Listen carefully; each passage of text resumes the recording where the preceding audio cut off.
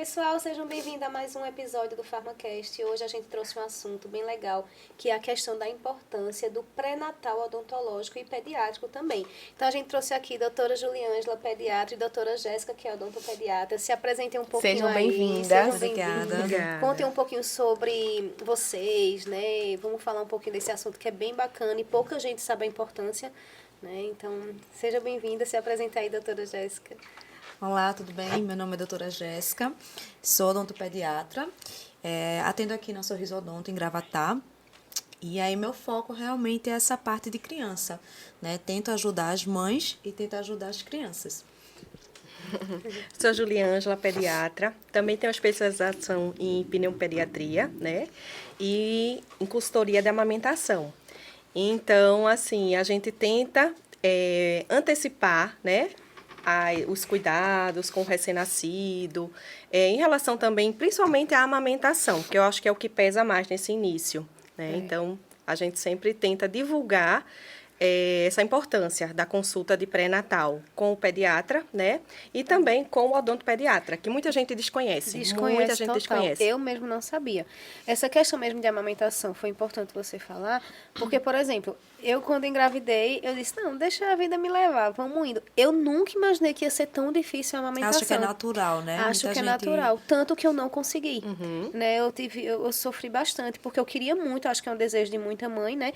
Porém, como eu não fui atrás de nenhuma orientação, quando eu fui já era um pouco tarde, porque eu introduzi logo a mamadeira, então a questão, introduzi logo a chupeta, e aí já tem essa confusão de bico, né? Tudo isso. E aí a gente chega, antes de começar aqui, a gente até comentou, não foi, doutora, sobre a questão das coisas. Vamos parar que é assunto de podcast.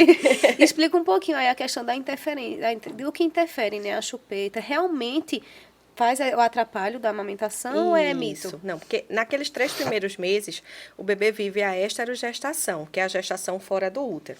Acredita-se que nos tempos bem antigos, lá da idade da caverna mesmo, da idade da pedra, que os bebês nasciam com 12 meses e não com 9.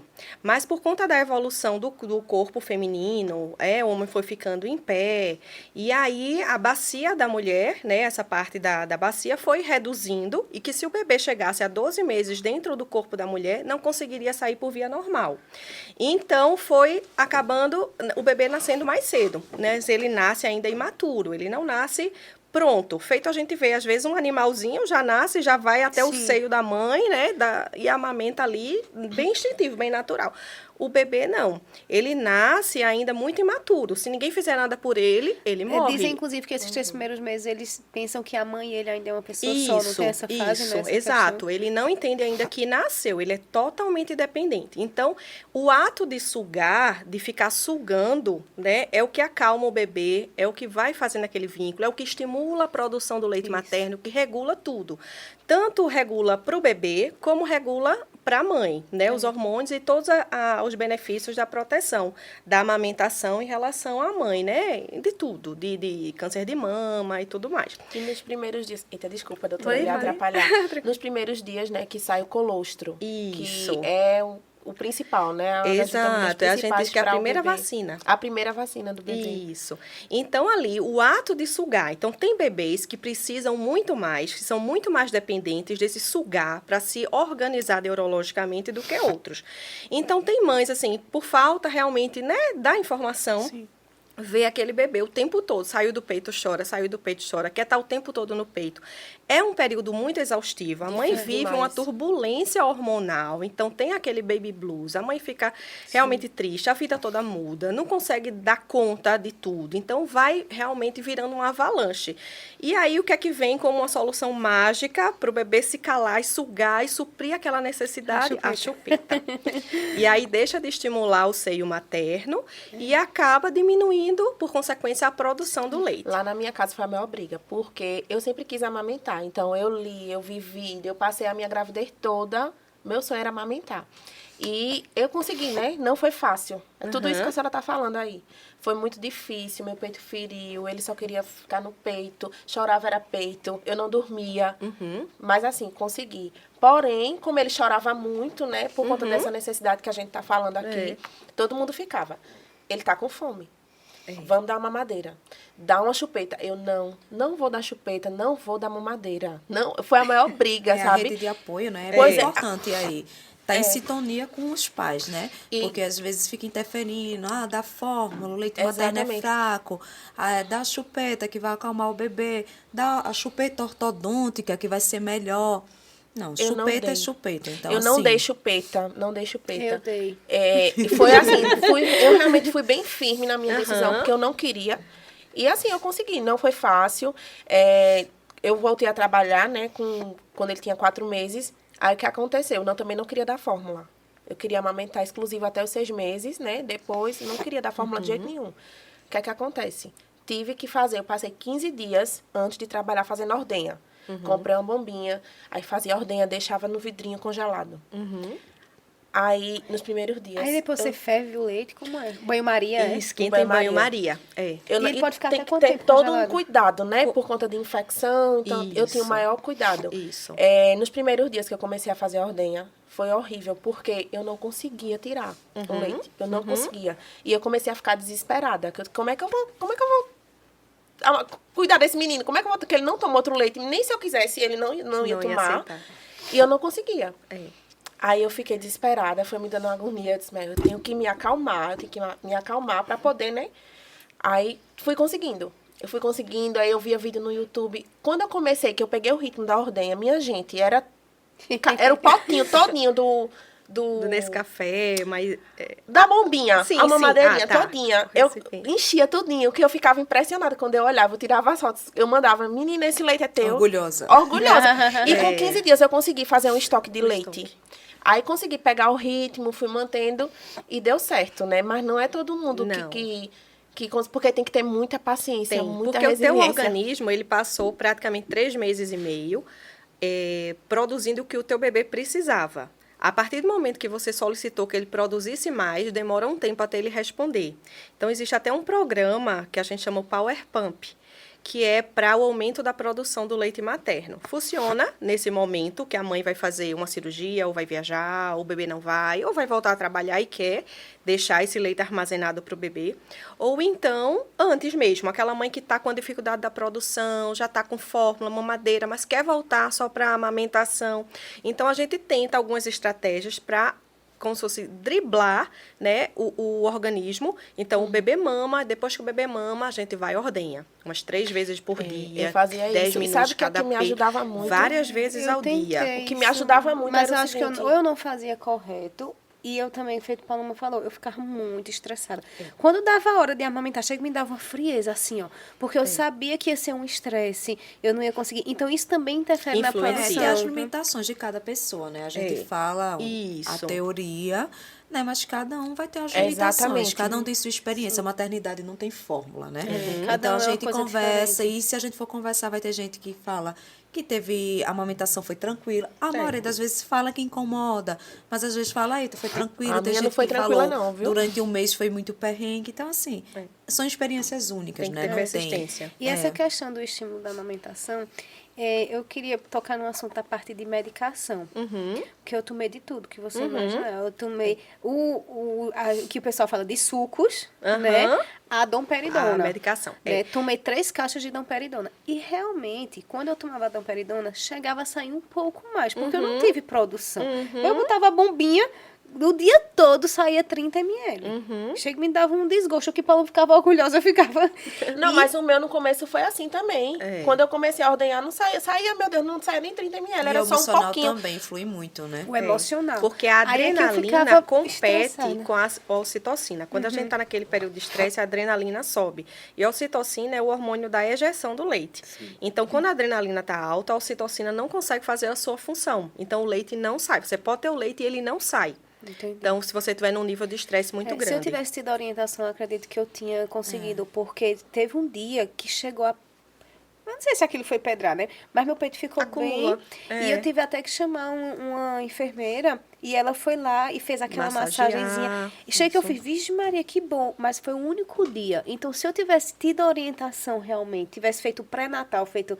Vocês estão Isso. falando a importância, com certeza eu tinha conseguido. E não tivesse colocado a chupeta, né? Porque, assim, foi rápido que eu botei a atrapalha chupeta. mesmo. E agora sim, o bebê no primeiro mês, ele tem muita dificuldade de pegar chupeta. Né? Eu acho Meu que até pegou no primeiro dia. foi mesmo, mas a Juro, eu tô maioria no não hospital. pega no primeiro mês. Eles não conseguem ficar com a chupeta. Depois disso pega. Tanto é que tem alguns pais que chegam dizendo, né? Olha, ele chora, eu já tentei botar a chupeta, mas ele não pega. Aí eu disse, então não tente mais não. Sabe qual foi o Sem perrengue pegar. que eu passei? Melhor, né? O perrengue que eu passei nessa... da Sim. ordenha para poder deixar para ele, foi para ele pegar a mamadeira com o meu leite. É. Porque aí foi difícil. Tem Foi os difícil. dois lados. Aí tem foi muito- aquela mãe que amamentou, feito assim, amamentou exclusivo, tudo. E depois precisa sair e o bebê não quer. Ele não queria, mesmo sendo Não com o quer. meu leite, ele não pegava mamadeira. Eu Ai. comprei mamadeira de tudo que a senhora imaginar, de todos os bicos possíveis. Foi um estresse. Aí a gente Foi um orienta estresse. realmente não, mesmo aquela mãe que vai continuar em casa e que, ou então vai voltar com 6 meses, que a gente já pode fazer a introdução alimentar, né, tal. A gente orienta, não dê a mamadeira, não dê mamadeira, mesmo que seja a fórmula, mesmo que seja o leite ordenhado. Ofereça em copo, em colher, em outros métodos, principalmente o copo, porque é o que ele vai levar para o resto da vida. Então, ele não precisa se acostumar com outro bico. Ele pode ir sair direto do peito para o copo. Não Ô, precisa doutora, estar... Em relação a essa questão do copo, quando eu saí do hospital, quando eu estava amamentando, né? Já introduziu fórmula no próprio hospital. E aí botava no copinho. Isso. Pra justamente não ter essa confusão de bico. Né? E eu colocava também a questão da gaze. Eles botavam uma gaze que eles ficavam chupando a gaze. Hoje em dia não se recomenda mais, porque pelo mesmo fato, porque o sugar acalma. Então, como ele não estava sugando o peito, então tinha-se essa crença, né, essa orientação de botar uma gase, às vezes até em bebida, com glicose, Nossa Senhora. para a criança como se fosse acalmar. Sugar aquilo ali, receber um pouco de glicose e acalmar. Até em procedimentos dolorosos, de bebê em UTI, na minha época de residência, às vezes a gente fazia para colher muitos exames, né? Do bebê prematuro, em UTI e tal. E aí eram muitos exames, às vezes mais de uma vez por dia. Então, o bebê realmente sentia dor e acreditava-se, e é realmente, que o sugar ajuda a diminuir a dor. Então, naquele momento, não tinha uma mãe ali para botar no peito. Então, realmente se usava essa gazezinha enrolada, às vezes no dedo, ou só a gaze, e muitas vezes molhada com glicose, o que hoje em dia realmente é proscrito, a gente não faz mais isso. E aí o bebê sugava para acalmar, para diminuir a dor e acalmar, sabe? Um pouco. E a questão mas... do copinho, porque eu tive tanta dificuldade. É Porque, assim, treino. Ele não é retinho ainda, ele é muito assim, então dá medo de A gente engasgar, não dá é medo de insegurança, tanta né? coisa. É Foi outra coisa que treino, causou estresse. derrama muito. Que aí eu disse, vai pra né? mamadeira, entendeu? Eu Aham. tentei ao máximo a resistência da mamadeira, porque eu sabia que ia ter essa confusão de bico. Que eu não sei se eu tô errada, mas eu acho que a mamadeira ainda dá mais confusão do que a chupeta, devido à facilidade também da saída do leite, né? Exato. São dois tipos. Entre a mamadeira e a chupeta, o que causa mais confusão, sem dúvida, é a mamadeira, porque ele começa a identificar como aquele bico de plástico ou de silicone, é ali que sai minha fonte de alimento. De forma mais fácil, né? Eu não faço Sim. esforço. Quando eu vou para o peito, textura diferente, modo de sugar diferente, o bebê aprende muito rápido. Ele treina e aprende muito rápido. Então, ele realmente desiste Inclusive, e na fica. amamentação, né, a criança ela vai utilizar vários músculos. Né? Quando a gente vai olhar, a mamadeira ela utiliza uma quantidade bem menor de músculo. Né? A gente fala que a amamentação é o primeiro aparelho para a criança. Ela vai ajudar o desenvolvimento da face da criança, vai ajudar o desenvolvimento do osso da criança. Né? Então, não existe melhor aparelho para a criança do que a amamentação. Não existe melhor alimento para a criança do que o leite da mãe, que é formulado exclusivamente para a necessidade daquela criança. Então, assim, a amamentação ela só traz benefício. Porém, não é a realidade de todo mundo. Não é fácil. E a gente, né, a mãe, quando ela está ali naquele período inicial, é uma série, como Juliângela falou, de hormônios, de emoção. E, às vezes, muitas acabam gerando um estresse porque ela acha que tem que amamentar, que é uma obrigação, que se ela não amamentar, ela uma não vai ser cobrança, boa né? para a filha dela, para os filhos, né? A rede de apoio, às vezes, também não colabora. ajuda muito. Então, assim... O ideal seria amamentar, mas também a gente não pode, né, colocar esse peso todo numa mãe. Sim, Né? com certeza. Então, assim, na consulta pré-natal, toda essa antecipatória, a gente vê a experiência da mãe, se ela teve alguma experiência prévia, ou com ela, ou com alguém próximo que acompanhou. A gente vê se a mãe tem algum fator de risco que possa prejudicar essa amamentação, cirurgia, né? Seja plástica ou até por doenças maternas, hipotireoidismo influencia, diabetes, a pressão, histórico de depressão, uso de medicação. Então, a gente vê os fatores que poderiam dificultar essa amamentação e já orienta a mãe. Olhe, o teu leite, por você ter diabetes ou ter hipotireoidismo, vai demorar um pouco mais a descer. Então, enquanto não desce, você vai fazendo isso, evite fazer, né, Ela já aquilo fica que em alerta, né? já sabe que pode acontecer, né? Com tantos dias a gente espera que desça, vai atrasar um pouco mais, pode engurgitar. O que é o engurgitamento? Então, a gente vai antecipando todas essas primeiras Quantas dificuldades. consultas, doutora, antes? Assim, Do a partir pré-natal, sim, uma consulta. A apenas partir de uma, 32 semanas.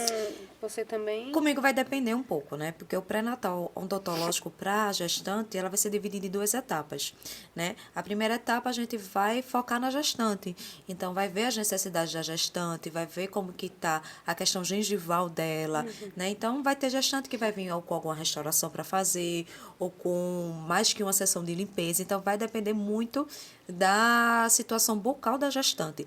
Mas, se tiver tudo ok, provavelmente, a primeira consulta a gente divide em 2 etapas. A primeira etapa voltada para a gestante, faz a adequação da boca, né, com a limpeza, profilaxia, né, esse cuidado dessa gengiva.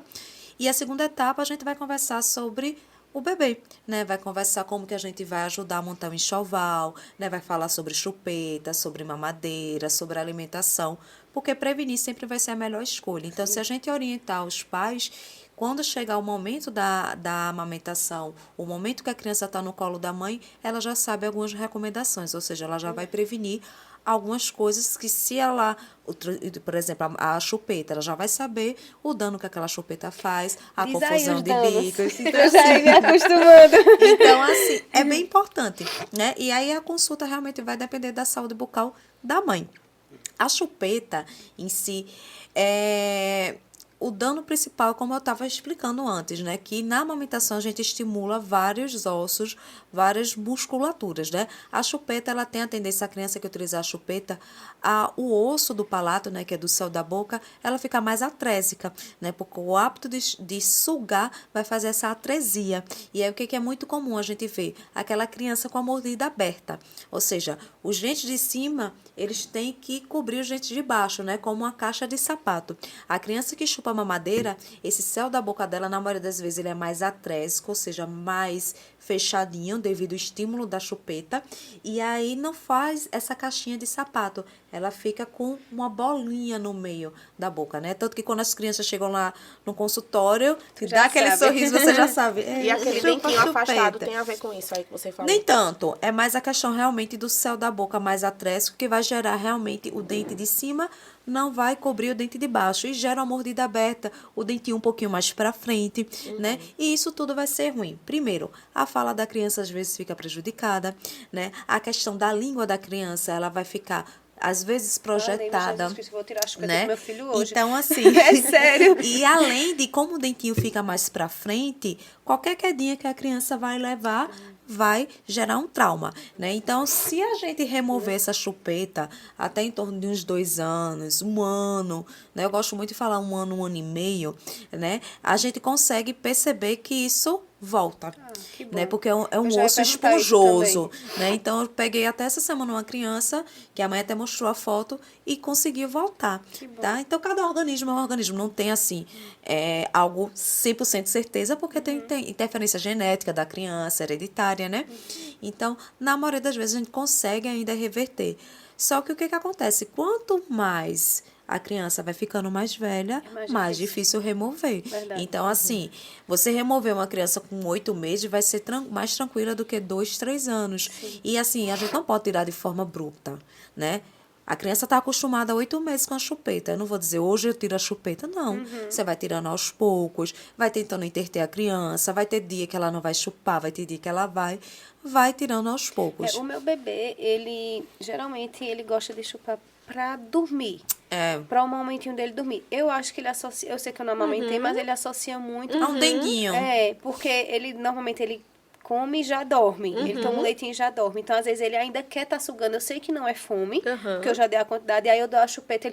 Aí, quando ele adormece, ele joga pra fora. É tanto que a Menos mal. amamentação também não é só É. a questão de... É só a nutrição. É só a nutrição, Não é só a né? nutrição. Aí, como ele não teve realmente, eu sinto que às vezes a chupeta é só mais pra isso. Exato, Aí, provavelmente vai ser algo que vai ser fácil de remover. Muitas Espero, vezes a criança porque- só utiliza na hora de dormir e quando ela dorme, ela solta, né? E aí eu vejo muito relato de pais, exatamente quando chega em torno de 1 ano, que o soninho tá mais tranquilo, né? Que vai ser ajustar também com a alimentação dele. Quando ele tiver um sono mais tranquilo, provavelmente a chupeta também vai começar a ser eliminada. Mas o quanto mais cedo, melhor, porque a gente já evita um problema maior no futuro. minha mãe, ela é louca por chupeta, né? Ela disse que, eu digo, mãe, eu acho que a vontade é a senhora. Ela fez, eu tenho saudade da minha chupeta, que eu chupei até 7 anos, ela disse. Não, eu tive já criança que entregou a mãe no consultório, que foi? dizia que a mãe, principalmente dedo, né?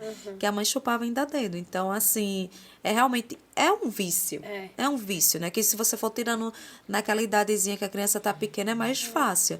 Tem criança ainda que eu atendo no consultório com 9 anos, chupando chupeta. Pois é, aí às vezes meu filho tá brincando. Mãe vai lá e bota a chupeta. Mãe, ele tá brincando. pior, Pra gente. que É. colocar a Chupeta. chupeta? Não tem esse o pior, né? A gente não tem. Algumas pessoas falam que a chupeta vai causar mais dano porque a criança, às vezes, até na própria barriga, chupa o dedo, né? A fase oral. Só que o que acontece? O dedo é mais difícil a gente remover. Não tem como tirar. É mais difícil a gente remover o dedo, né? Então, assim, eu já vi adulto que ainda chupa dedo, porque é mais difícil. Às vezes, até no automático, dormindo, coloca o dedo. A chupeta, se não tiver ali, você não consegue. Então, os dois vão gerar danos. Lógico, como eu também estou dizendo, tem as questões genéticas. Tem criança que mesmo não chupando chupeta, não chupando o dedo, amamentando, às vezes tem a questão genética mais forte e ela vai ter algumas alterações oclusais, né? O queixinho um pouquinho mais para frente, o céu da boca atrésico, devido a questões genéticas. Mas a chupeta, o dedo, esses hábitos nocivos, realmente vai ou agravar ou gerar realmente alterações bucais. E é assim, né? Voltando àquela questão da antecipação, né? Da consulta. Então, a gente orienta a vantagem do parto normal, ou pelo menos a cesárea, já quando a mãe entrou em trabalho de Humanizada, né, parto, que fala. humanizada. Meu Deus, eu fiz tudo errado. E aí, a golden hour, que é aquela primeira hora do bebê em cima da mãe, para poder estabilizar todo o sistema do bebê. Temperatura corporal, batimento cardíaco. É aquela hora que o bebê fica alerta, que ele procura o peito sozinho. Então, só aquele fato dele encostar a boca no mamilo, ali já, e a placenta saiu, já começa a ser liberado o colostro, que aí vai ficar 1 dia, 2 dias. O tamanho do estômago do bebê, que no primeiro dia é 3 ml. Então, pouquinhas gotas do colostro vai encher a barriguinha. Então quer dizer que quando ele... Eu já sabia disso, né? Que eu já li muito. Mas quando ele tá chorando, não é fome. Nem não necessariamente é fome. É só o fato de querer estar aconchegado, porque ele não sabe viver de outra forma. Ele passou 9 meses dentro do útero, sentindo todo o corpo envolvido, a temperatura estável, se alimentava toda hora pelo cordão umbilical, né? E quando ele sai, cadê aquele meu espaço? Que lugar é esse? Então, ele chora para voltar para aquele ambiente que ele se sente seguro. Por isso que essa fase da esterogestação, que a gente orienta. Então, existem várias maneiras de acalmar o bebê antes do sugar. Então, a gente envolve o bebê, o famoso charutinho, né? O bebê dentro da barriga, o que ele escutava é o que a gente chama o ruído branco. É o barulho que são os vasos Até da mãe. hoje, Eu Quando coloquei meu filho tanto, dorme com eu coloquei chiado. tanto no YouTube esse barulho Eu de também. útero pra ele. Isso. Até hoje eu coloco, às vezes ele aperreia, eu faço, é o tempo de eu ligar o YouTube, eu fico fazendo, porque ninguém aguenta, né? Ficar fazendo, aí ele vai e toma. Às vezes até a própria respiração da mãe acalma a criança, Isso, né? Só ela chegar Então, a respirar junto. Escutar o batimento cardíaco. Então, dentro da barriga, né, no líquido amniótico, o bebê balança. A mãe mexia, a mãe andava, a mãe virava de posição e aquilo é leve balanço. Então, o bebê está acostumado a estar todo envolvido, né, escutando aquele barulho com aquele leve balanço. Então, faz o charutinho, põe o bebê de lado ou com a barriga para baixo, a cabeça apoiada na mão. Vai fazendo o ruído branco. Isso vai simulando o útero. Isso acalma o bebê sem estar necessariamente ter que estar botando chupeta e peito, chupeta e Ô, peito. doutora, Não, pode falar, é porque é muitas dúvidas. É muita informação, esse podcast vai render, minha gente. A questão do banho nas primeiras horas. Isso. Como é? Porque eu já li um post falando que não é interessante logo não. após o parto banhar o bebê. E fazem isso, né? Direto, né? Nasceu, parece que já sai correndo, parece que o menino tá... É saudável para o né, bebê que tem que esperar. ficar 24 horas, a 24 recomendação, 24 horas. E o mínimo aceitável seriam 6 horas. Só se recomenda o banho imediato naquela mãe HIV positivo, ou suspeita de uma infecção que realmente você tem que tirar o contato do sangue, né, do bebê, com o sangue da mãe na pele do bebê. Aí tem que dar banho rápido. Mas, se não, 24 horas. Que aquele cásio, que é aquela membranazinha, né, aquela secreção branquinha que envolve o bebê, vai ajudar a hidratar a pele do bebê, manter a temperatura corporal. Então, não tem pressa. Aquilo ali é um hidratante natural, né, como se fosse uma cera impermeabilizante. Né? E aí, o correto, o ideal, seria após 24 horas. Mas, no mínimo, 6 horas. Como que, nesse caso, até eu fiquei com dúvida agora em relação... Como que você informa isso? Né?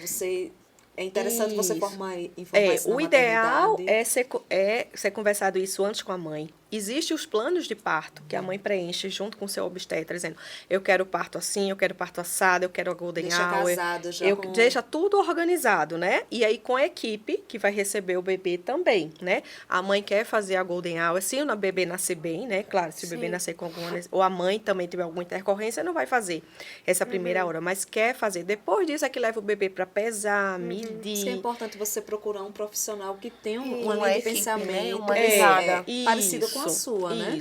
Isso. No meu, eu consegui, mas assim, não foi por informação minha, porque eu não sabia, né? Foi, ainda bem que um profissional, né? Dr. Daniel, ele vai ter vindo depois pra gente, Dr. Daniel Amorim, e o hospital, eu acho que foi orientado por ele, porque por mim eu não orientei nada. Então, no caso, por exemplo, seja um médico que às vezes acontece, de você ter acompanhado com aquele médico todo e de repente no parto for Isso.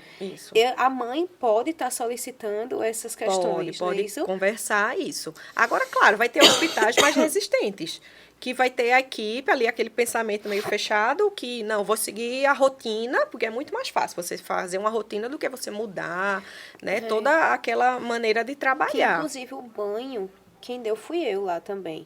O primeiro banho, porque eu pedi para elas me ensinarem, né? Porque, pelo amor de Deus, eu fiquei doidinha. E aí, eles esperaram realmente as 24 horas, e eu acho que foi 24 horas, e foram lá e orientou justamente essa questão do banho. Foi bem legal, assim, mas minha sorte foi isso, porque se não fizesse, eu também não ia saber a importância, entendeu?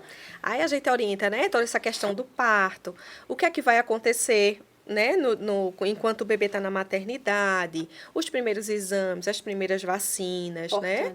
Então, assim, já deixo agendado a primeira consulta do bebê, que o ideal é que seja na primeira semana de vida, a gente diz pelo menos 2, 3 dias depois da alta do bebê, então a partir do 5º dia em média do nascimento, até o 10º dia para ter a primeira consulta, para avaliar a icterícia, justamente a questão da amamentação, se conseguiu estabelecer realmente a amamentação, as dificuldades, e a gente tentar corrigir logo antes que evolua. Isso. E aí, na semana seguinte, se estiver tudo bem, a gente pode deixar a segunda consulta do recém-nascido entre 15 e 20 dias, que é justamente quando ele tende a recuperar o peso que perdeu na primeira semana, né? Porque ele desincha.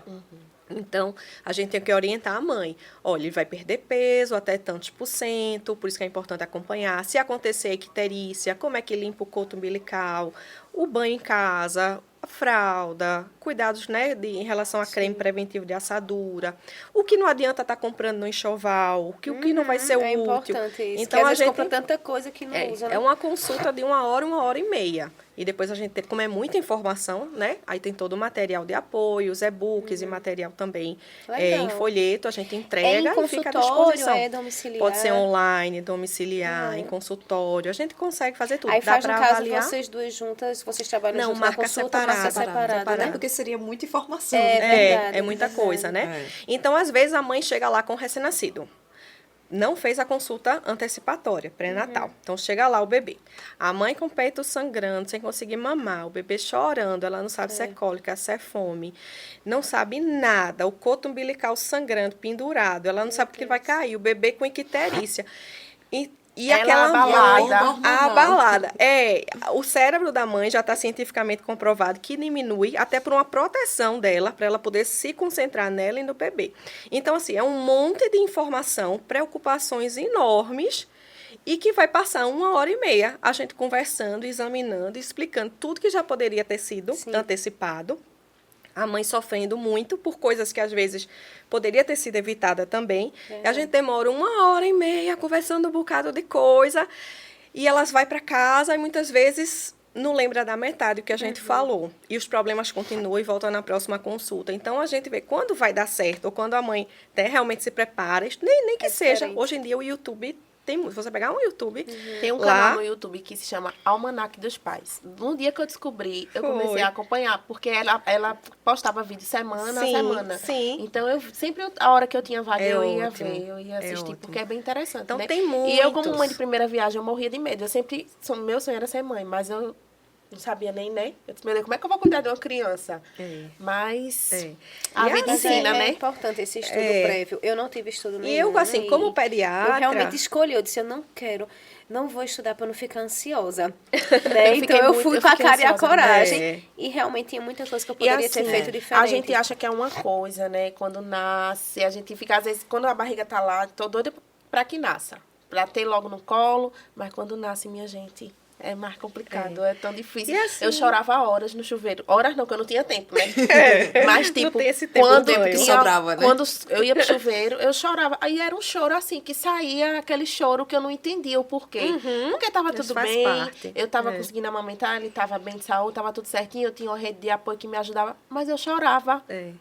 Meu Deus, será que eu tô com depressão? Porque não é normal. E Esse foram dias assim. O baby blues. Baby blues, né? Que é importante também que a conversar. dopamina baixa, até porque a prolactina, que é o hormônio que faz a produção do leite, para ela subir e produzir leite, a dopamina, que é o hormônio do bem-estar, baixa. Então, naturalmente, a mulher se sente mais triste, né? Todo mundo só vê foto de mãe com recém-nascido sorrindo, mas na realidade não é a isso. realidade. Instagram, né? Às vezes Isso. a gente Então, acha eu não que postava aquela mil nada. Quando eu maravilhas. postava, eu não tinha tempo pra nada. Eu vivia de camisola, cheia de olheira, porque ele passava a noite mamando, a cada 2 horas ele acordava pra mamar, e era isso, minha vida era essa. E assim, eu amamentei até 2 anos, e voltando a falar da amamentação e a questão da nutrição, a gente sabe que é, assim, importante até os 6 meses. Após 6 meses, como é essa questão? Ainda é necessário? Até 2 anos é o recomendado pelo Ministério da Saúde, a Organização Mundial de Saúde, né? Já é consenso realmente, até 2 anos, bem importante. Até 6 meses exclusivo. Houve um tempo que se recomendava a introdução alimentar 4 meses, 5 meses. Hoje em dia, não. São 6 meses, mais os sinais de prontidão. Né? Então, não é só fazer 6 meses. O prematuro faz 6 meses, mas neurologicamente ele não tem 6 meses. Então, ele não pode começar. Ele tem que estar pronto neurologicamente para começar e o intestinozinho também está pronto. E lembrando que o exclusivo é exclusivo. Exclusivo, né? sem água, sem água, água, não sem tem nada. Porque às vezes Quando ele algumas fez mães 6 relatam, meses, né? Tá muito quente. Eu dou uma água, dou um chazinho. Né? Exclusivo é exclusivo. Agora eu vou dizer, viu, a ansiedade pra ver. Quando eu fez Pra 6 meses, comer. eu vou comprar. Eu comprei os copinhos, o talher, eu fiquei toda ansiosa pra ele comer. Ele só vai experimentar, vai Ele brincar. não queria. Ô, Aí doutora, começou o terror dele não querer essa comer. questão da água, Sim. quando se toma fórmula, é importante beber água? Tem 2 versões, tá? A versão mais atual é que não precisa. Sim. Se o bebê toma só fórmula, mesmo que não mame nada, mas a água, se você fizer a reconstrução correta do pó com a quantidade de água, ali Não já é precisa. água suficiente. Agora, o que é que tem uma, digamos assim, uma linha paralela? No nosso clima muito quente, então aqueles dias mais quentes que o bebê só está tomando a fórmula, e você vê, diminuiu o xixi, a quantidade de vezes. Poxa, a fraldinha hoje não molhou bem. A urina está mais concentrada. Então, você pode oferecer, em alguns momentos, água. Eu quase surto, né? Porque realmente teve um período que eu fiquei com 2 pediatras. E uma delas dizia, não precisa, porque a água que está tomando na fórmula já é suficiente para hidratação. A outra dizia, Laís, é quente. Eu fazia assim, Senhor Jesus, o que é que eu faço? Aí a que dizia que não, dizia assim, você vai confundir o bebê, porque termina a água enchendo a barriguinha e aí ele vai pensar que vai passar a hora dele comer. Então, assim, eu passei no início um pouco sem dar água, mas teve um momento que eu disse, eu vou dar água, porque eu fiquei meio louco. Eu fiz, vai que dá um problema nos rins desse menino. A gente pensa de tudo, né? É. Incrível. A gente vai pensar cada coisa mirabolante. E aí eu dei. Aí hoje tá com introdução, né? Você já... Isso, aí começou a introdução, começa a água.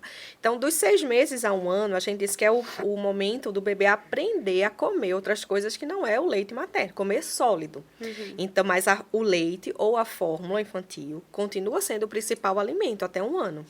É o principal fonte de calorias. 60% a 70% vai vir ali da fórmula ou do leite materno. O resto é que vai vir da alimentação. Com 1 ano, essa proporção começa a inverter. Realmente, os outros alimentos vão se tornando mais importantes, mas o leite materno e a fórmula continuam nos seus 30% a 40% de importância. Então, até 2 anos, a recomendação é que realmente continue amamentando ou oferecendo a fórmula infantil. E essa questão da fórmula, eu acho bem interessante, porque vem a recomendação da quantidade de ml que o bebê toma, né? Não Mas aquilo siga. não serve de nada, né? Não, aquilo ali é uma média. Tem bebê que vai comer mais, outros menos. É porque o meu, desde 3 meses de idade, 180. eu acho, 150 ainda. Ele ainda tá com 150. Tá. Eu pensei que tinha Não aumentei não, porque ele tava ganhando peso normal. Isso. Tá né? ganhando, tá crescendo na curva e aquela quantidade, o bebê fica satisfeito, dá lá seu intervalo de 3, 4 horas. Às vezes ele nem toma todo. Dorme bem, ainda. então não aumenta. Não tem por que tá forçando. Cada metabolismo vai ser diferente, né? Aquilo ali é só uma média, realmente. Mas né? é muito importante essas informações. Essa questão do baby blue, muitas mulheres pensam que é besteira e terminam desenvolvendo até uma depressão, né, pós-parto, que é bem sério. Isso. E ainda às vezes nem aceita que tem depressão, enfim, e é um ciclo. Né? Aí voltando àquela outra pergunta, você falou da medicação. Sim, a né? domperidona. Não existe nenhuma medicação que foi feita com esse fim. Todas elas que são usadas a gente utiliza um efeito colateral dela. Certo. Né? Então, existem algumas medicações antidepressivas que já foi usada. Hoje em dia, não, de jeito nenhum, pode ser usada. Uma das que ficam ainda, a metoclopramida, que é o famoso Plasil, e a domperidona. Só que, dentre esses, o menos prejudicial para o bebê ainda é a domperidona. Mas tem que ser usado com recomendação médica, retirado também de forma gradual com recomendação médica, e tem tempo de entrar e tempo de sair. Não pode a mãe tomar indefinidamente, sem orientação, sem acompanhamento, sabe? Existem medicações naturais, né? Tintura de algodoeiro. Tomei também. E assim, a gente assim, não é tudo. muitos chás, né? Existem Tomei chás. também o chá que eu comprei chá da no mamãe, seu... Isso, esse mesmo. chá mama mais, né? E são galactogogos naturais, que a gente chama. Tomei fenogrego também. Fenogrego, funcho, erva doce. doce. Eu tomei tanta né? coisa. Então, gente, que líquido, a mãe se hidratar bem. Eu tomava 4 litros de água por dia, fora o suco. Era suco, minha mãe deixava 2 litros de suco, pronto. Pronto. Só era o que eu pra tomava. onde você água e vai, a suco. garrafinha A minha junto. garrafinha. Doutora, era impressionante. Quando ele mamava, me dava uma sede. Eu tinha que ter uma garrafa perto de mim.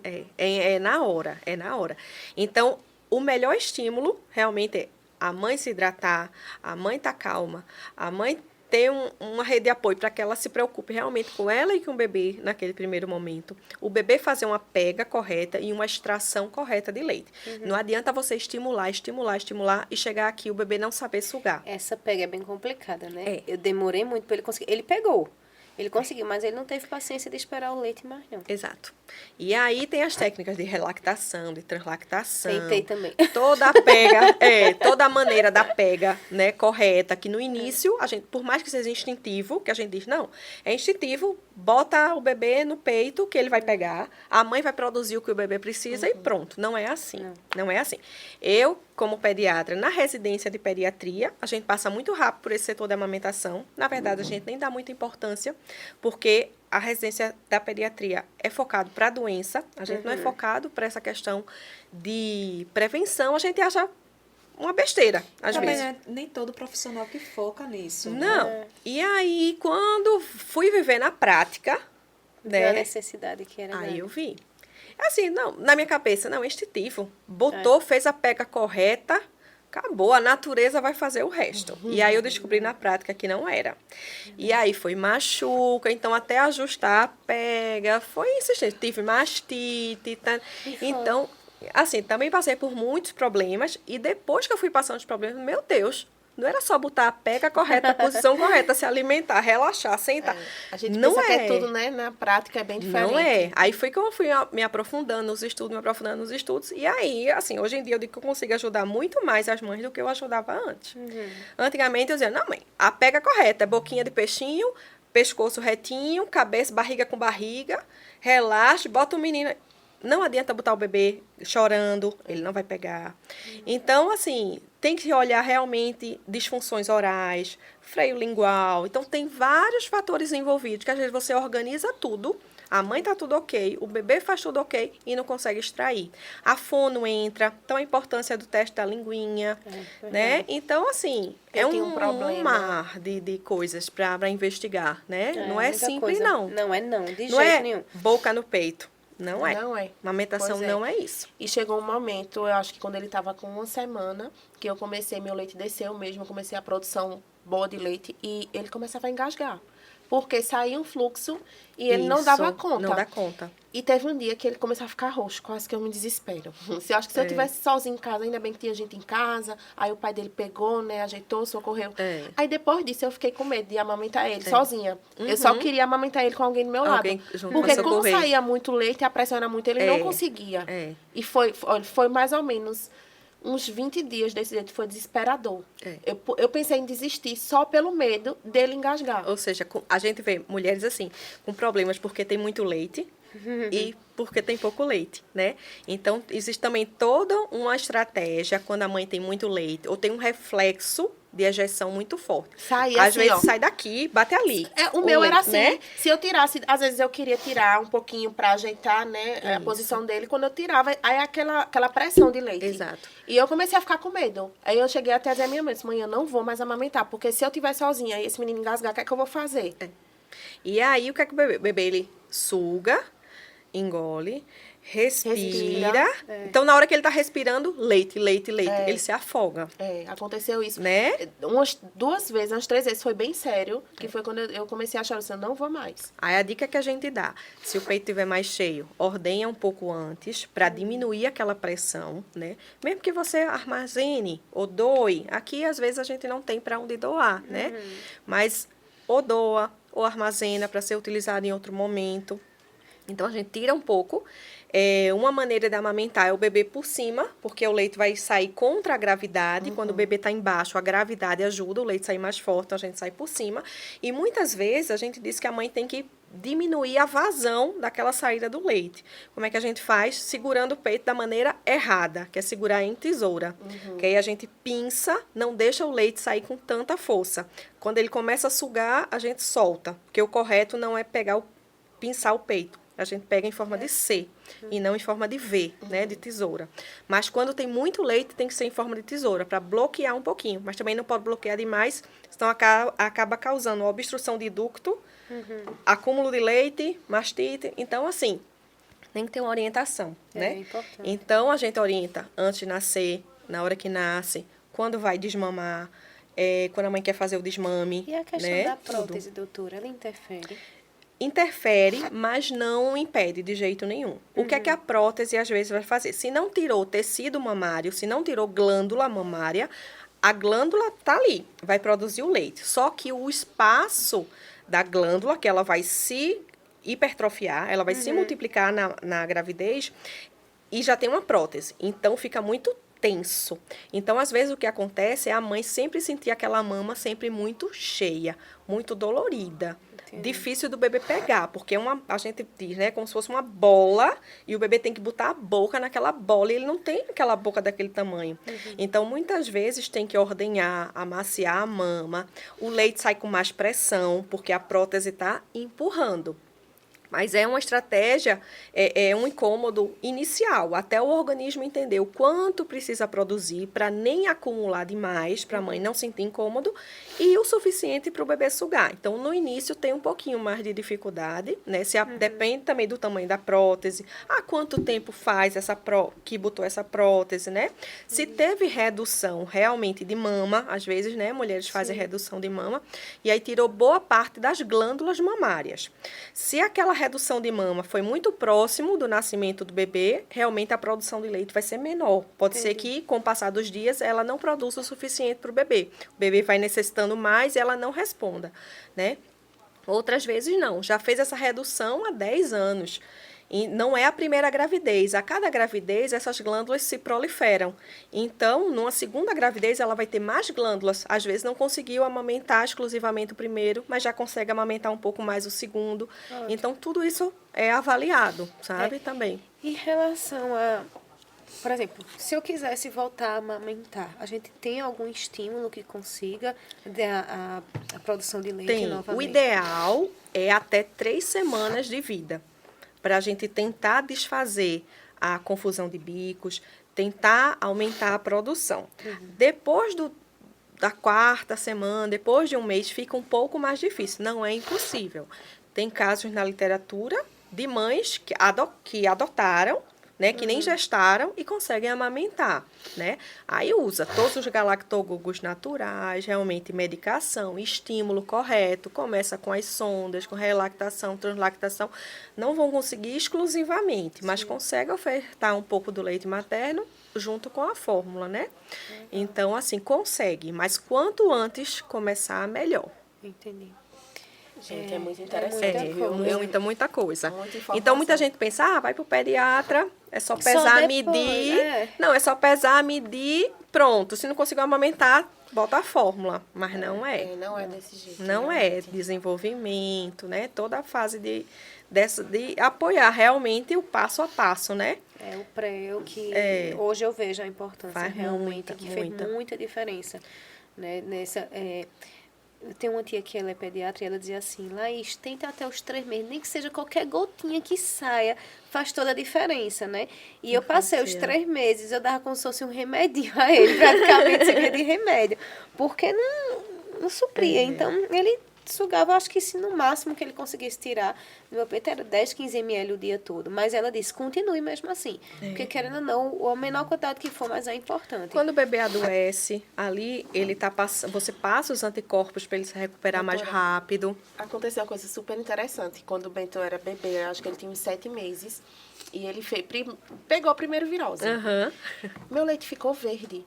Muda de cor. Oxe, Eu fiquei Muda de cor. morrendo. Eu fiquei... De acordo com a necessidade do bebê, muda de cor. Tem vários videozinhos e fotos na internet de mães que tiraram leite em momentos que o bebê estava doente.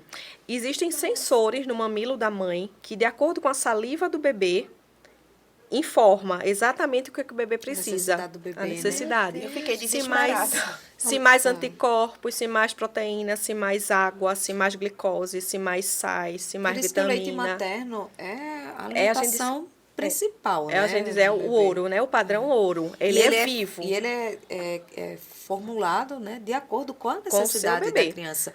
O seu leite não vai ser igual de uma amiga sua que está com o bebê com o mesmo... Que nasceu no mesmo dia, na mesma hora. Porque Não cada mãe vai produzir o leite de acordo com a necessidade da criança. Do Então, seu assim, bebê. o leite materno é algo divino, realmente. Eu fiquei bem assustada. Aí, disse, meu Deus, será que é o leite que tá fazendo mal? Será que foi alguma coisa que eu comi, né?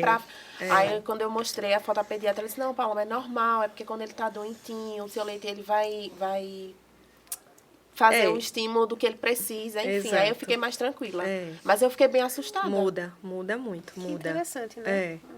Também não... É muita coisa, é muita coisa. Agora- No meu próximo eu vou procurar vocês, viu? Porque eu preciso amamentar. Eu sei que é muito assim, é cansativo, né? Eu quero, vai mas querer o próximo, só daqui a um bom tempo. Eu vou trazer um irmãozinho pra mim, é bom que ele cuida comigo. Mas assim, essa questão do...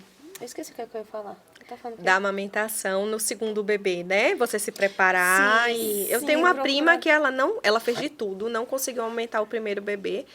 Na segunda gestação, ela se preparou.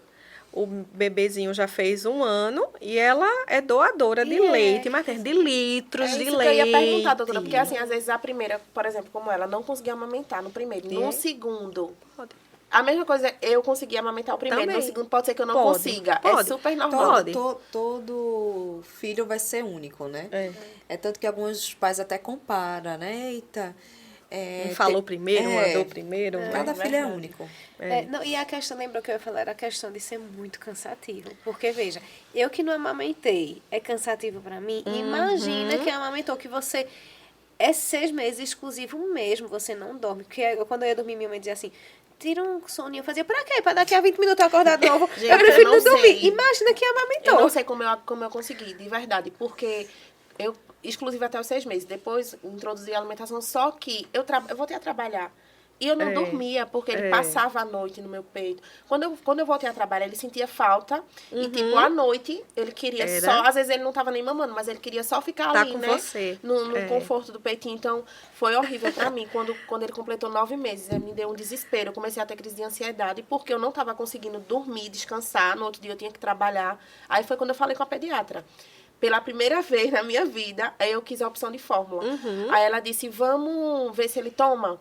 Porque eu disse, doutora, eu não tô mais aguentando. Eu fiquei dessa finura. Eu fiquei super magra. Eu fiquei, ó, só As Jesus calorias na minha vida. aumentam bastante, Então, assim. de 800 calorias a mais, né? Uma vez Em torno de 500. É? 500 calorias a mais ao dia Nem quando tá precisa de atividade amamentando. física pra- Menina, eu fiquei muito magra. Mas Por eu isso que fiquei... não é momento de dieta. É manter a alimentação mais saudável possível e é bom um acompanhamento também com o Nutricional, nutricionista. Né? É muito importante, Muito, né? O acompanhamento muito. nutricional, até para ajudar a questão do leite, a ajudar também até a introdução alimentar, Também. às vezes, da importante. criança, né? Aí, É um quando eu falei com a médica, ela disse, vamos tentar. Aí, ela passou um leite, eu comprei, ele não tomou. Aí, vamos tentar outro, vamos. Eu só sei que eu comprei umas 3 latas de leite. Ele não tomou, ele não pegava, não aceitava. Aí, eu desisti e disse, vai ter que ser. Aí, fiquei, né? Aí, ele mamou até 2 anos, mas o primeiro ano foi bem difícil. Eu só dormi depois que ele parou de mamar. Pra ser sincera, eu só vim começar a dormir mesmo, tranquilo, depois dos 2 anos e meio que eu comecei a dormir direito, que ele dormia a noite toda, e eu também. Mas até 2 anos, minha gente, com sufoco, viu? Mas assim, não é fácil, não. a mãe também que acaba, né, indo pela fórmula, porque tem que nutrir a criança realmente. Não é fácil, não. Esteriliza a mamadeira, ferver água, preparar a fórmula. Então, às vezes, demora na madrugada você preparar a fórmula, né? Você levanta, né? Que às você vezes a lava... mãe dá de mamar.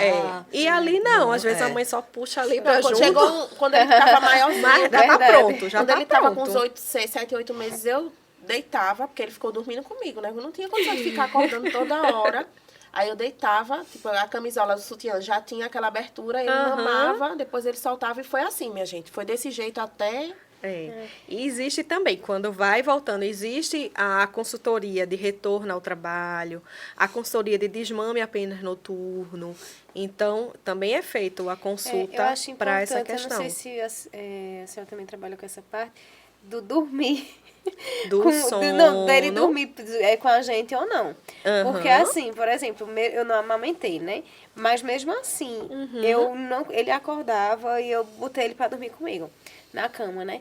E aí eu comecei a não dormir, porque mesmo que eu não amamentasse, ele ficava em cima de mim. Então você tem medo, né? Eu não conseguia relaxar, eu passava a noite, tanto que eu dizia ao meu marido, a gente trocava de turno, 5 horas da manhã era que eu ia dormir e ele ficava um pouquinho com ele.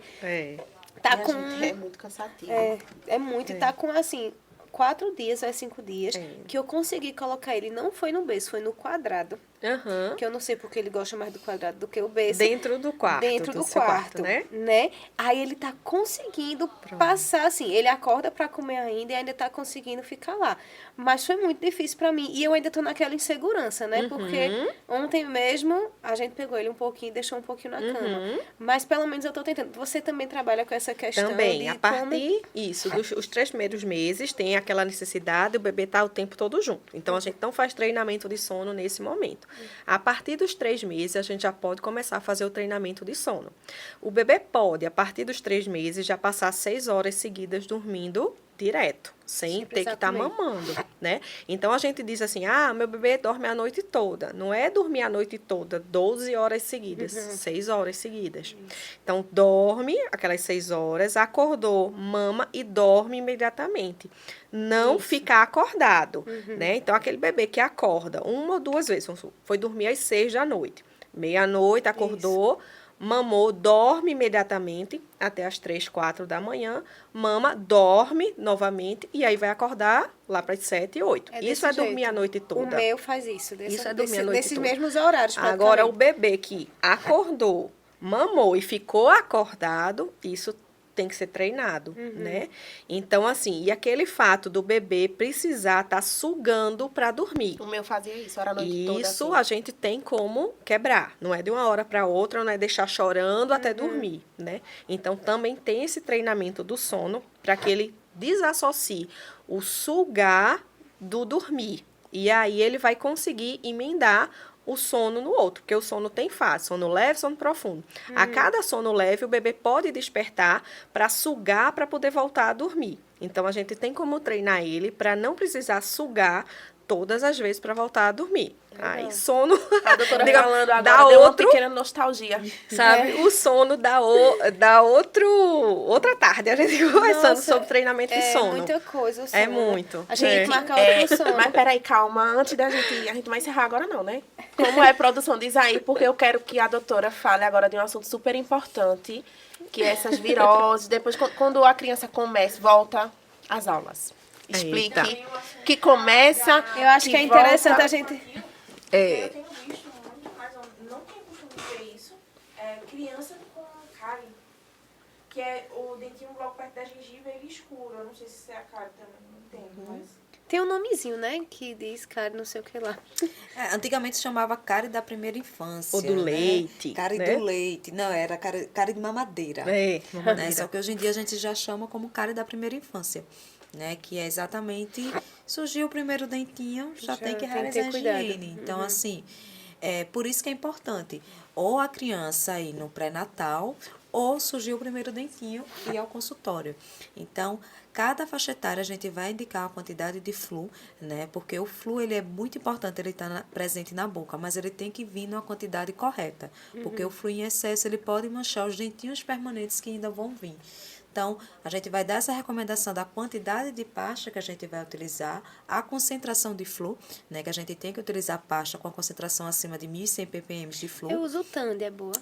Eu gosto muito de indicar a Tandy, que é uma pasta que está há muito tempo no mercado. Patrocínio, viu, Tandy? Então, ela tem acima de 1.100 ppm de flu, que é o que a gente realmente tem comprovações científicas que é efetiva, né? E utilizar a escova de dente, não a dedeira, né? A dedeira... eu comprei a escovinha de dente mesmo A também. dedeira, ela tem a finalidade de massagear e não de escovar, né? Então, a escova realmente é o que vai ser efetivo.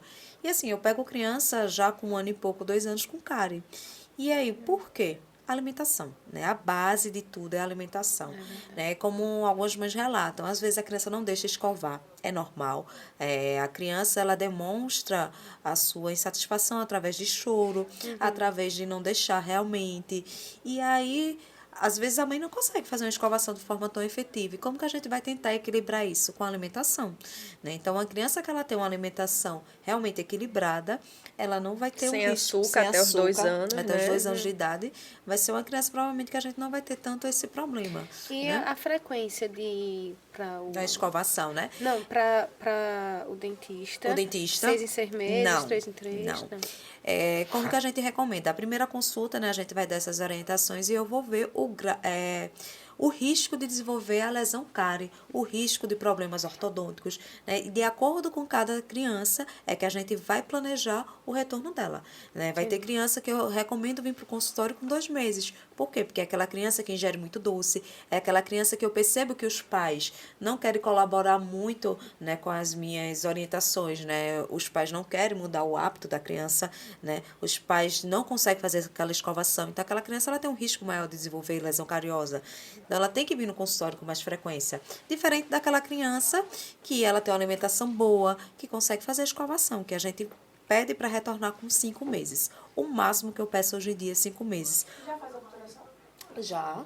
Já sim. A partir do momento que tem cárie, o modo que a gente tira aquela cárie ativa, né, aquele buraquinho, é com restauração. Eu já fiz canal em criança com 2 anos de idade. Meu Deus. Então, assim, mas o canal Um ou dentinho de por leite. cárie, ou É. até por trauma, pancada, né? A criança levou uma quedinha, morreu aquele dentinho de leite, né? Que o dente de leite, ele tem toda a inervação, ele tem toda uma raiz, Tá? O que acontece é que quando o permanente está pronto para substituir, ele destrói essa raizinha do dente de leite e acontece a troca de forma Era natural. o que eu ia falar, porque os permanentes é bem bonitinho, fica tudo pronto embaixo, né? Exato. Na radiografia, Tudo, a gente na vê, radiografia né? você vê ele todinho. Exato. E E aí ele vai- tem um íntimo contato com o dentinho de leite, o permanente, né? Então, se a gente tá com um dente de leite, com cárie, é um foco de infecção. Aquele dente, ele tá ali cheio de bactéria. E ele tá em íntimo contato com o permanente. Isso não é bom para o desenvolvimento do permanente. Então, assim, é o que eu recomendo. A consulta, ela ser com o primeiro dentinho, o surgimento do primeiro dentinho, porque a gente vai falar sobre várias coisas que muitos pais não sabem. Não sabe que tem que utilizar pasta com flúor, não sabe que tem que utilizar escova de dente, não sabe, acha que lanchinho saudável para criança é danoninho, é biscoito maisena porque não tem recheio. Então, assim, a gente vai ter essa série de conversas, né? E aí, depois a gente fala pro pai, é importante vir se a criança não tiver nada com 5 meses. E aí a gente realmente fazer esse planejamento preventivo, né? Ensinar o fio dental, que criança tem que utilizar fio dental. Então, ensinar tudo isso, porque prevenir sempre vai ser a melhor escolha. Vai ser melhor para os pais, né? Questão realmente você não ver seu filho sofrer. Aí eu falo até para os pais, assim, eu brinco, questão da saúde do bolso, né, que a prevenção vai ser bem melhor, né? E para a saúde da criança, eu pego criança ainda com dor, é a minha realidade. Eu pego criança com abscesso, eu pego criança chorando. Então, assim, a gente quer evitar ao máximo isso. Nenhum pai quer ver o filho sofrer. E às vezes, devido à falta de informação, de achar que o dentinho de leite não dói, que achar que o dentinho de leite não tem raiz, que achar que tirou aquele dentinho de leite e vai vir logo permanente, acha que pode deixar o dentinho de leite ali, Fazer tranquilo, o que quiser, fazer né? o que quiser, né? E é bem importante realmente a gente vir com essas informações. Eu trabalho lá na restauração, que é referência para bucomaxilo. Então, a gente interna muita criança com abscesso odontogênico, fazendo celulite de face. Fica internada mais de uma semana. Tem que drenar abscesso por conta de má conservação o dos dente, ele dentes. está totalmente interligado com o corpo da Todo, gente, né? Então, assim, é um foco de infecção. Então, a criança teve febre, mal-estar, inchaço, dificuldade de abrir a boca, significa que aquela infecção, ela já realmente está disseminada pelo corpo. Às vezes a gente tem que internar, né? Como a Juliângela falou, a gente tem que entrar com medicação venosa. Então, assim, é importante a prevenção, né? E a realidade ainda realmente, na maioria dos casos, é a criança aparecer realmente com alguma lesão cariosa. E é o que eu falo para os pais. Leva, porque às vezes está alguma coisa no estágio muito inicial que o pai não identifica e ali às vezes a gente só melhorando a higiene, melhorando a dieta, a gente já consegue estacionar e às vezes a gente não precisa fazer restauração, anestesiar a criança. Então, assim, é realmente ter esse controle. Verdade. Aí a questão, a gente esqueceu da questão do... Sim. Das Queria que a doutora infecções falasse de das repetição, infecções né? de repetições, principalmente agora, né? Na adaptação escolar e na volta. Isso. Assim, não é novidade, né? Quando a criança entra na escola, principalmente até os 5 anos, ter várias infecções. Então, é uma maneira o sistema imunológico da criança, ele se desenvolver. Né? Não é porque a criança tem uma baixa imunidade. Assim como a criança aprendeu a levantar a cabeça, sustentar o tronco, sentar, andar, o sistema imunológico também tem um desenvolvimento. Não existe uma medicação, vou dar um estimulante do sistema imunológico para não adoecer. Não existe. A gente diz que é um conjunto. Então, o conjunto é vacina, boa alimentação, né? A alimentação realmente em dia, o sono em dia. Então, a atividade, né? Um ambiente prazeroso para a criança, aquilo vai contribuir para a imunidade.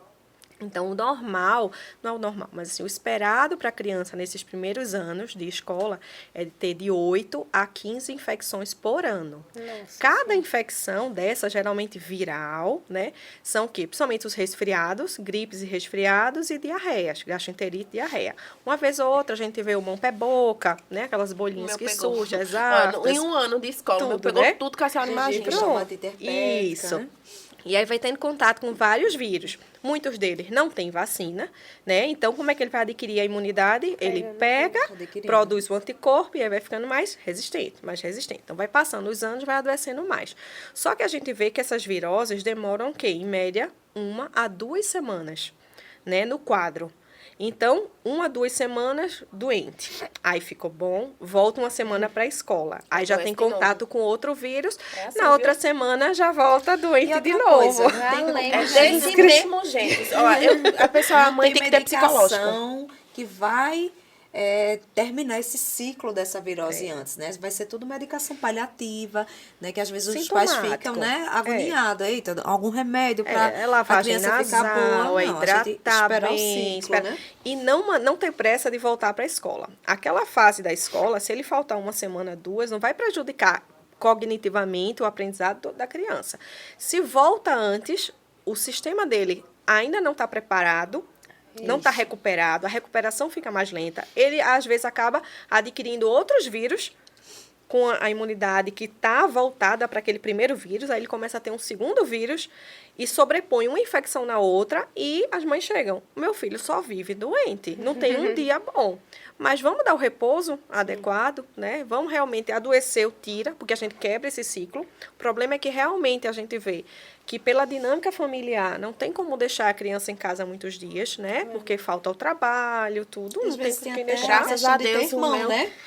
Exato, e às vezes irmãozinho. a criança não vai nem para a escola, é o irmão que está indo e traz para traz. casa, né? Então, assim, deixar o período, principalmente os 7 primeiros dias, que é o que tem mais contágio em casa, recuperou, volta. A gente sabe, daqui a 1 ou 2 semanas, provavelmente vai pegar novamente. Ai, meu Então, Deus do céu, doutora. os meses de férias são os meses mais tranquilos, né? A gente sabe que esse período de outono, que começa agora no final do mês, depois inverno, então as pessoas ficam em locais mais fechados, o lazer, né? Não é mais em ambiente aberto, é ambiente fechado. Isso aumenta a circulação de vírus. No ano passado, a gente teve, a gente disse que foi sazonal, né? O período de infecção foi o ano todo. A gente não teve esse período bem delimitado, feito a gente tem todo As ano. crianças do Covid, né? Porque as crianças passaram 2 anos isoladinhas no Covid. Eles não tiveram contato com esses vírus como é natural de ter. Então, passaram 2 anos guardadas. Os pais também, todo mundo com muito cuidado, máscara, lava a mão, álcool, aquela coisa. Voltou. Liberou máscara, criança volta para a escola, vai adoecer, só que foram muitos vírus, Que eles não tinham tido contato novos. antes, né? Então, foi um atrás do outro, um atrás do outro, um atrás do Gente, outro. eu sofri, viu? Foi o primeiro ano escolar dele, mas eu sofri. Que eu pensei, chegou uma fase que eu vou tirar da escola, porque eu não aguento. A Eu não idade, aguento. se fosse para escolher uma idade ideal, seria os 5 anos. Uma idade melhorzinha, mais aceitável, 3 anos para a criança O meu entrar entrou na com 3 escola, anos. né? Mas a maioria hoje em dia entra com 2. Bem novinho, né? 1 ano e pouco, 2, já entra. Mas se puder esperar até os 3, espere. Espere que vai ter menos impacto, sabe, de entrar. Mas, assim, a gente sabe todos os benefícios da escola. A gente sabe que é uma fase que vai passar. Agora, claro, a criança já tem uma imunidade, realmente por um erro inato da imunidade, alguma deficiência que já nasceu, algumas síndromes, né, algumas questões. Aí, realmente, deve aguardar. Mas aquela criança que nasceu saudável, realmente, você só vai adiar o problema um pouquinho, né? Mas se tem condição de deixar em casa, deixa até os 3. Sabe? E aí tenta ver se adoece menos, se vai voltando à normalidade, Então né? não tem jeito, né? Tem que se acostumar até os 5 Tem anos. que acostumar. com E são essas- infecções leves, né? Uma maneira que a gente diz para a criança chegou em casa da escola, vamos tomar banho, vamos lavar as Eu narinas faço, doutora, preventivamente. Tô fazendo isso todos os Diminui, dias. Chegou da escola, ajuda. toma Isso. banho, a gente já lava o nariz, que ele não Isso. deixava, mas aí já virou O rotina, hábito, já virou isso. aquela rotina que ele se sente até bem. Ele, mamãe, vamos lavar o nariz, ele até Isso. gosta. Tem criança até que faz, né? Faz É, só. o meu né? ele não consegue fazer ainda não, sozinho não, mas ele pede, Até ele já vê o a spray. necessidade. Não precisa nem ser a Rotina, seringa. né? Aí Tudo o bem, spray coloca começa na com o rotina. sprayzinho. É Né, aquele que tem, salsep, é?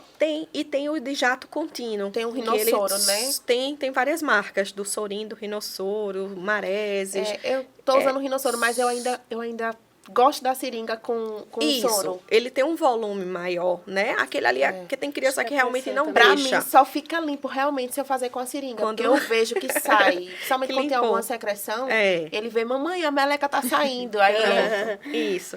Então, a gente vai orientando assim, né? Claro, se a criança tem uma rinite, já tem uma asma, né? Uma coisa que pode acabar fazendo com que aquele quadro infeccioso se arraste Piore, mais. né? Aí a gente tem que tratar, tem que manter estável, né? Que são doenças crônicas que têm controle, não tem uma cura.